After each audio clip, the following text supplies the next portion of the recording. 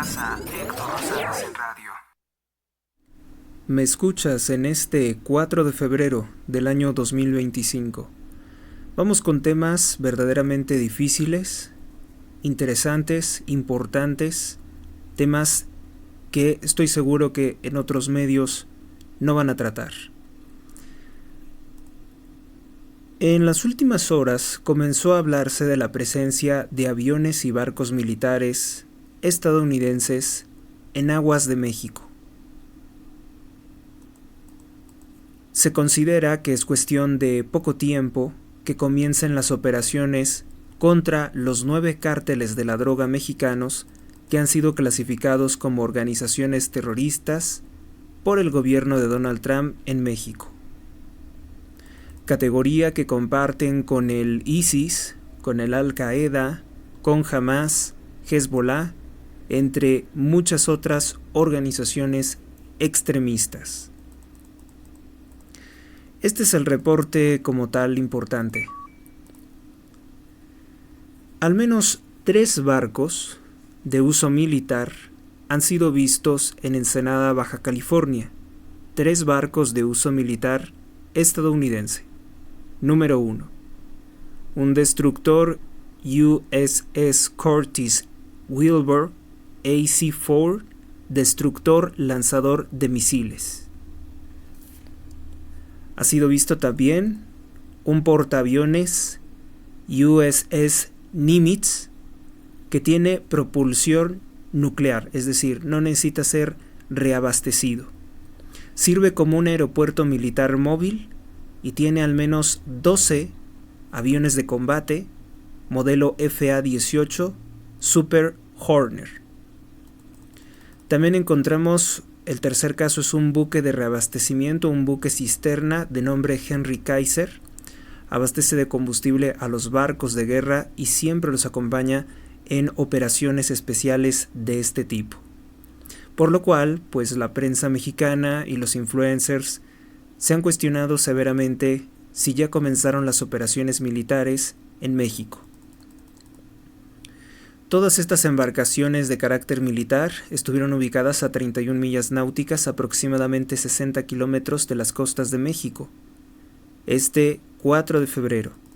Además, había un avión de reconocimiento militar que se dice que surcó los vuelos de México, incluso el espacio aéreo mexicano, el pasado ayer 3 de febrero. Un RC-135 Recognize Aircraft que se usa previo a realizar ataques porque es una sonda de tipo reconocimiento y sobre todo analiza las estructuras energéticas o magnéticas de un territorio. Fue detectado cerca de Baja California Sur, donde también se vio estos barcos, sobre el Mar de Cortés, desde el 3 de febrero, es decir, en plena llamada, en pleno diálogo, en pleno sometimiento de Claudia Sheinbaum a las órdenes del presidente de los Estados Unidos, Donald Trump. Bueno, esto incluso fue reportado por medios oficialistas, medios controlados por la tiranía de Claudia Sheinbaum, o al menos moderados o bajo amenaza de Claudia Sheinbaum. Gente como la periodista, la reportera Rocío Galván, colaboradora de Joaquín López Dóriga, Pascal Beltrán del Río de Grupo Imagen, que es un medio no precisamente nacionalista mexicano, pues también lo han reportado. No es un medio conservador, es lo que quise decir. Estos no son rumores, sino noticias confirmadas y fuertes, incluso confirmado por la misma Secretaría de la Defensa Nacional, por la misma Sedena. Solo que Sedena, para justificar que Sheinbaum no ha externado ningún extrañamiento o queja al gobierno de los Estados Unidos por intervenir en el espacio aéreo internacional, en el espacio aéreo mexicano o en aguas mexicanas, pues Sedena dice que no, que son aguas internacionales, que no son aguas de México, y que tampoco es el espacio aéreo mexicano el que surcaron esta aeronave de reconocimiento, si bien sus alcances para hacer reconocimiento son mucho más amplios.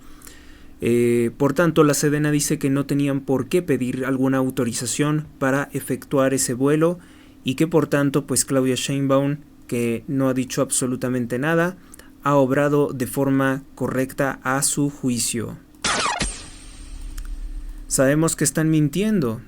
El reporte de la Sedena dice: a las 13 horas con 41 minutos, el Centro de Control de Área Mazatlán informó al CENAVI que detectó un vuelo a 80 kilómetros al sureste de Cabo San Lucas, Baja California Sur, fuera del espacio aéreo mexicano.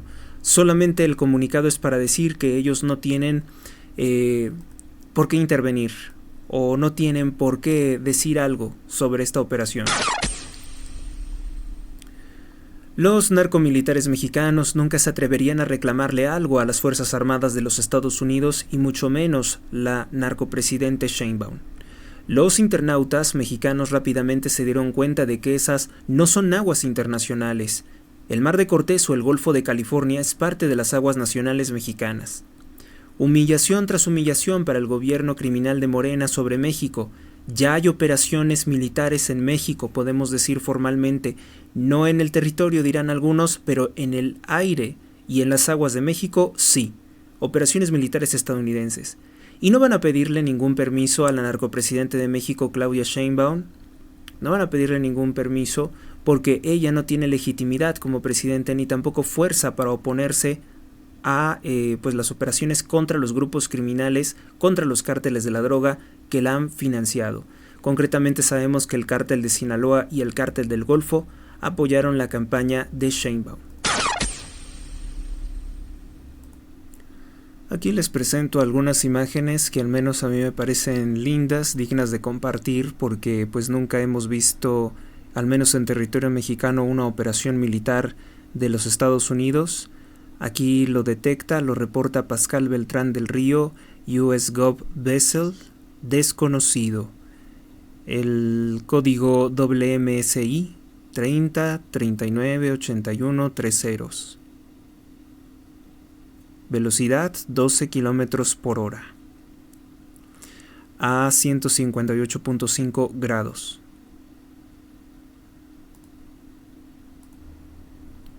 Esta otra imagen que les presento a continuación pues es el aeronave en cuestión que se estaría utilizando para hacer una misión de reconocimiento, obviamente viendo cuáles son las posiciones del cártel de Sinaloa, su dominio sobre estas aguas para poder realizar una operación en su contra desde el mar. Todo parece indicar que es desde el mar.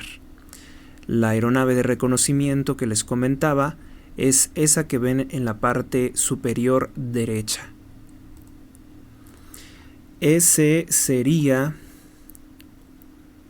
la aeronave conocida como RC-135 Reconnaissance Aircraft, que se usa previo para realizar ataques, siempre se la ha visto previo para realizar alguna importante acción militar, sobre todo por mar. Aquí podemos ver más detenidamente esta aeronave de reconocimiento de los Estados Unidos de Norteamérica. Y bueno, lo que se dice es que cuando estaba la conversación entre Donald Trump y la narcopresidente, pues esta aeronave estaba surcando los vuelos de México. Pasamos con otras cosas. Rápidamente les comento que el gobierno de Argentina, el gobierno encabezado por el presidente libertario Javier Milei, habría ordenado que sea confiscada una casa del hermano menor del narcotraficante y pederasta ex dictador de Venezuela por 14 años, Evo Morales. La propiedad en cuestión estaría evaluada en $4 millones en la ciudad de Córdoba, Argentina, y existen 17 detenidos en espera de ser extraditados a los Estados Unidos de Norteamérica por sus nexos con Evo Morales. Creo que todos se pueden dar cuenta, todos nos podemos dar cuenta que los medios están aterrados y que nos están ocultando ahora sí muchas cosas. El gobierno de Canadá, el gobierno ultraprogresista y narcotraficante también de Justin Trudeau, ligado a George Soros, clasifica a los cárteles de la droga mexicanos como organizaciones terroristas por órdenes de Donald Trump. Esto el 3 de febrero, el mismo día en el que dobla a Sheinbaum y a Trudeau, ese mismo día. Aunque hay que decir algo distinto también. Donald Trump se queja de que no ha llegado a un acuerdo pleno con Justin Trudeau. Justin Trudeau está jugando algo muy peligroso al momento de exigirle cosas a Donald Trump y seguramente será derrotado próximamente, muy pronto.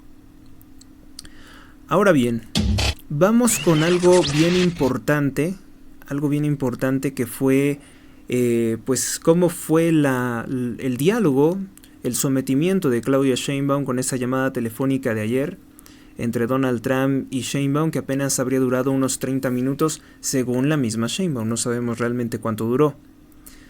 La red de propaganda de Morena, ante derrota y sometimiento de Claudia Sheinbaum, difunden masivamente que estuvo sensacional ante Donald Trump y que lo enfrentó. Colaboración sí, subordinación no. Una gran falsedad. Una conversación inútil. Claudia Sheinbaum fue incapaz de negociar con Donald Trump algo a favor de los mexicanos que llevan 20, 30 años trabajando en los Estados Unidos, pero que ingresaron de forma ilegal. Trabajan en algo honrado, trabajan en algo decente, no cometen delitos aparentemente, pero no han obtenido la regularización de su condición migratoria. Y Sheinbaum no le pidió nada en ese sentido a Donald Trump. Por tanto, decir que fue un éxito su conversación, su negociación, su sometimiento, no fue nada exitoso. Sheinbaum fue incapaz de solicitar algo como, por ejemplo, visas de trabajo para los migrantes que llevan 20 o 30 años trabajando en los Estados Unidos. Sheinbaum anunció que desplegará 10,000 soldados mexicanos contra migrantes ilegales sin pedirle nada a cambio a Donald Trump. Y no es que yo quisiera que Claudia Sheinbaum le pidiera algo a su favor a Donald Trump. Yo lo que hubiera querido es que Sheinbaum pidiera algo a favor del pueblo de México. Pero sabemos que a Sheinbaum no le importa el pueblo de México, no le interesa ayudar a los mexicanos. Con razón, pues no se le ocurrió pedir algo al respecto. Un acuerdo insustancial solamente retrasa los aranceles hasta marzo, un mes, este mes corto de febrero. Los aranceles al 25% pueden regresar si no hay resultados contundentes de la estrategia que se acaba de acordar, que le acaba de imponer Donald Trump a Sheinbaum. Sheinbaum ni siquiera intentó negar su alianza intolerable, así la calificó Donald Trump, tiene una alianza intolerable con los cárteles de la droga. Reconoció que Claudia Sheinbaum es una narcopresidente, como también en el pasado escuchamos al hoy secretario de Estado de los Estados Unidos de Norteamérica, Marco Rubio, diciendo que Claudia Sheinbaum tiene complicidad con el narcotráfico, que el narcotráfico manipuló o socavó el proceso electoral en México y por eso es que llega a la presidencia. Sheinbaum no se le ocurrió reclamarle a Donald Trump y decir, eso que dijo usted es falso, porque sabe que puede demostrarle que sí es narco. Quizá de haber dicho Claudia no es cierto, pues se lo hubiera comprobado, le comprobaría que el Mayo Zambada pagó su campaña, el Mayo Zambada que ya está declarando cosas contra Sheinbaum y contra López Obrador y contra Rubén Rocha Moya, según un comunicado, según una información de un periodista, que vamos a ver próximamente en un momento, pues ya comenzó a declarar contra Morena. Para simular un logro de Claudia Sheinbaum, Morena pues tiene unas redes inmensas de propagandistas que se deshacen en elogios para Claudia Sheinbaum, que qué bueno, que qué magnífica forma de someterse, de doblarse. Morena aseguró que Trump se comprometería a que las armerías estadounidenses procuren no enviar armas a México, o si no, ¿qué? O si no, ¿qué va a hacer la narcopresidente Sheinbaum? Nada. Sheinbaum teme que el pueblo mexicano se levante en armas en su contra, por lo cual ha emprendido una campaña tendenciosa de supuesta pacificación a través del desarme. ¿Y saben quiénes no entregan sus armas? Los narcotraficantes y el ejército, el narcoejército mexicano. Mientras los ciudadanos mexicanos se entregan un revólver pequeño con el cual apenas podrían defenderse, los narcotraficantes tienen un alto calibre de fuerza, como por ejemplo el rifle Barrett, que es capaz de traspasar el blindaje de un tanque de guerra. Eso es lo que está haciendo Claudia, como en su momento lo hizo Hugo Chávez, como en su momento lo hizo Fidel Castro, desarmando al pueblo, dejándolo sin defensas. Hace unos días, manifestantes en Sinaloa amenazaron con quemar el edificio de gobierno de Culiacán si no renuncia el narcogobernador de Sinaloa, Rubén Rocha Moya, una evidencia de que el pueblo mexicano está harto de estos narcogobiernos. Una cosa importante que también hay que comentar es que la Plaza Mariana, la zona que ha comprado el corrupto Carlos Slim, pues ha estado utilizando también para el canje de armas. Y Sheinbaum pretende utilizar o manipular la Iglesia Católica como si la Iglesia Católica o si el catolicismo fuera partidario de dejar desarmados a los ciudadanos. Eso no es verdad. Lo sabemos que no es verdad por los alzamientos católicos de la Guerra Cristera, en el que se utilizaron armas para combatir al régimen criminal de la masonería que sigue encabezando Sheinbaum.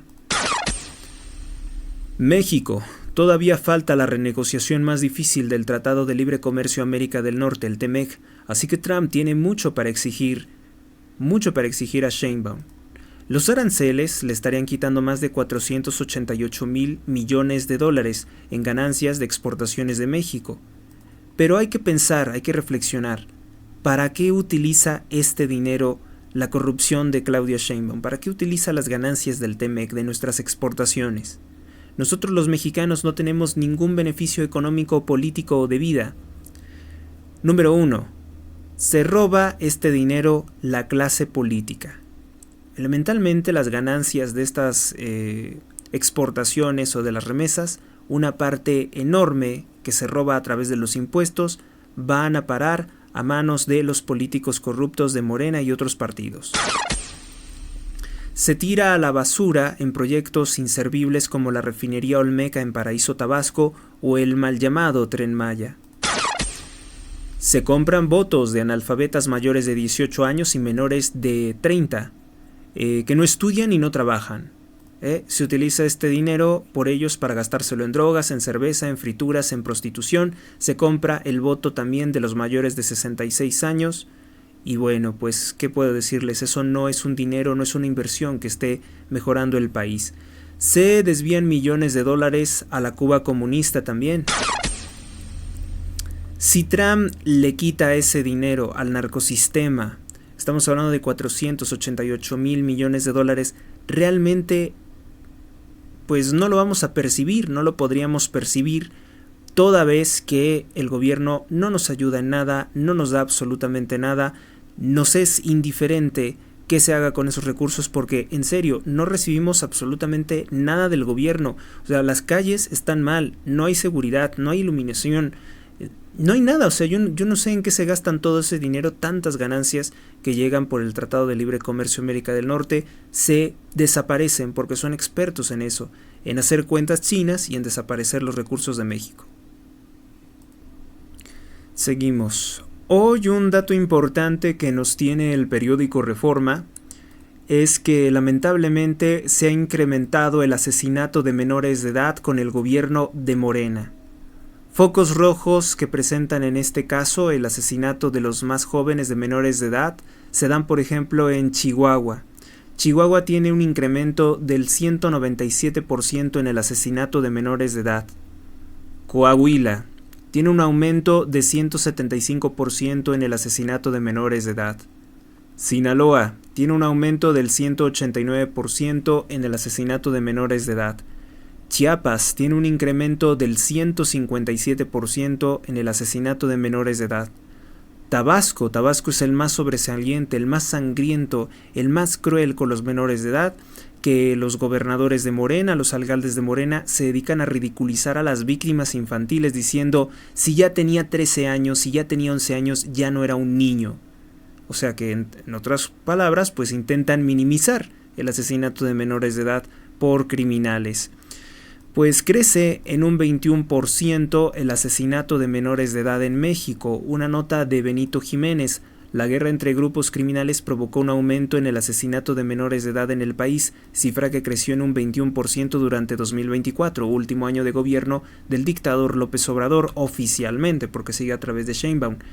El año pasado se reportaron 1,093 crímenes contra menores de edad en comparación con los 903 casos del 2023. Tabasco, Chihuahua, Sinaloa, Chiapas, Durango, Michoacán, Jalisco, Nuevo León prendieron alertas respecto a este fenómeno, de acuerdo con las cifras oficiales dadas a conocer por el Sistema Nacional de Seguridad Pública. Tabasco es donde el crimen organizado estableció, con el apoyo de la Policía Estatal, el asesinato de menores aumentó en un 211%, al pasar de 9 a 28 casos. Chihuahua, disputado por las fracciones del Cártel de Sinaloa, reportó un aumento del 197%, al pasar de 63 a 187 casos, mientras que Sinaloa, azotada por la guerra entre los Chapos y la Malliza, se incrementó en un 189%, al pasar de 9 a 26 casos de menores de edad asesinados. Chiapas, donde está el Cártel Jalisco Nueva Generación e intenta establecerse como hegemónico o dominante, se registró un aumento del 111%, al pasar de 17 a 36 asesinatos de menores. Guanajuato también es blanco de estas agrupaciones criminales, reportó un incremento del 35%, al pasar de 116 a 157 menores asesinados. Michoacán, gobernado por el partido Morena, incrementó en un 31%. Y en el caso de Nuevo León, gobernado por el narcogobernador Samuel García, ligado al Cártel del Golfo, se aumentó en más de un 20%. Creo que el único que hoy destaca el sobrevuelo de estos aviones de reconocimiento pues fue precisamente Reforma. Vuela avión de Estados Unidos el Golfo de California o el Mar de Cortés. Un avión de la Fuerza Aérea de Estados Unidos usa reconocimiento y voló ayer el Golfo de California. Secretaría de la Defensa dijo que lo hizo en aguas internacionales fuera del espacio aéreo mexicano. Bueno, ¿y a ustedes no les preocupa, no les inquieta, no solicitan por qué pasó volando por ahí? Pues obviamente que no pueden hacerlo porque pues el narcogobierno tiene muchos problemas. Tiene muchos problemas encima con Donald Trump, que sabe que son narcos, como para pues tratar de volver a cuestionarle algo. No se atreven, no se atreven a cuestionarle nada. Vamos a seguir. Bueno, pues desatan criminales balaceras en Tamaulipas. Al parecer fue por la detención de un narcotraficante del Cártel del Noreste conocido como Ricardo González alias El Ricky. Balaceras y muertes, también quemaron patrullas y varios vehículos sobre una carretera en Nuevo Laredo, Reynosa, Tamaulipas. Y Reynosa, Tamaulipas son muestra de la crisis de seguridad que se vive en México, a la que se refiere el presidente de los Estados Unidos, Donald Trump, la cual exige que se refuerce la vigilancia del lado de la frontera.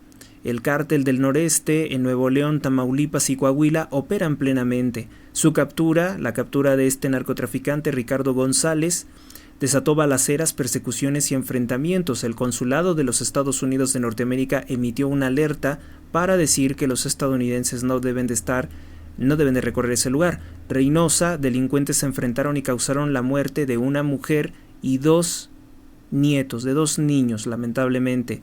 En paz descansen, niños de 3 y de 5 años de edad que estaban en un departamento cuando ocurrió lamentablemente esta balacera.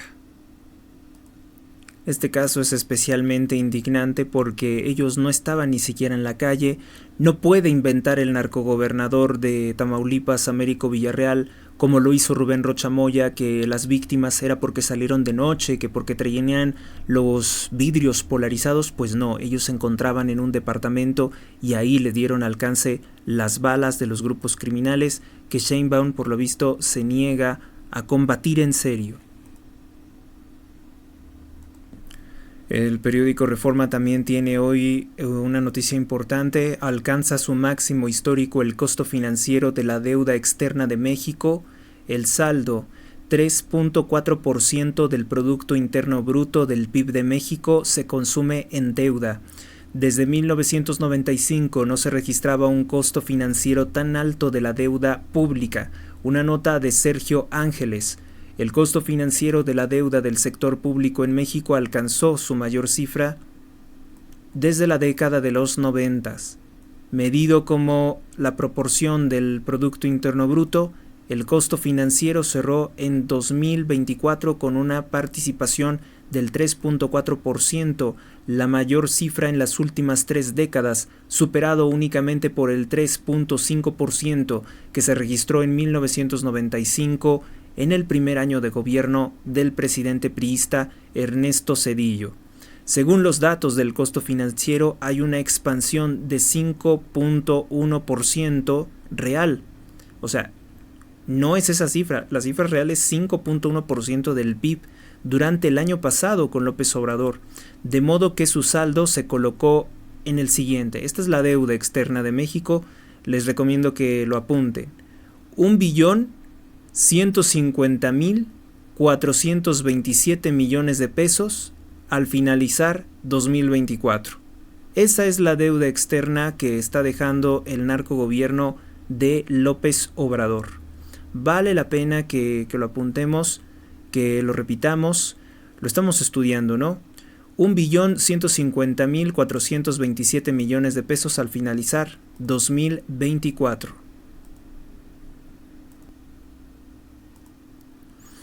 Bueno, y se nos explica que lo anterior significó un alza en términos nominales de más de 105.341 millones de pesos el año pasado, dado que en 2023 con López Obrador su saldo cerró en 1.045.086 millones de pesos como deuda nacional, es decir, que el país terminó con un saldo superior al billón de pesos en ese rubro por segundo año consecutivo. En el reporte de Finanzas Públicas de la Secretaría de Hacienda enviado al Congreso, la dependencia justificó que el alza se derivó de la persistencia de condiciones financieras restrictivas y las altas tasas de interés. O sea, le está echando la culpa a Banxico. Javier Guzmán Calafelt, ex subgobernador del Banco de México, indicó que este costo es uno de los componentes que más presionan a las finanzas públicas, ya que en los gobiernos les cuesta más endeudarse cuando hay tasas de interés elevadas, lo que al final termina representando una parte importante del gasto, pues sencillamente que no lo hagan, que no soliciten más endeudamiento. Pero claro, eso no lo va a aceptar el gobierno. Piden la renuncia de Rocha Moya. ¿Cree usted que el gobernador de Sinaloa, Rubén Rocha Moya, debe de renunciar al cargo? El 62% dicen que sí. 62% dice que debe de renunciar. El 21% dice que debe de continuar. Y el 17%, que es la respuesta más tonta, es no sé.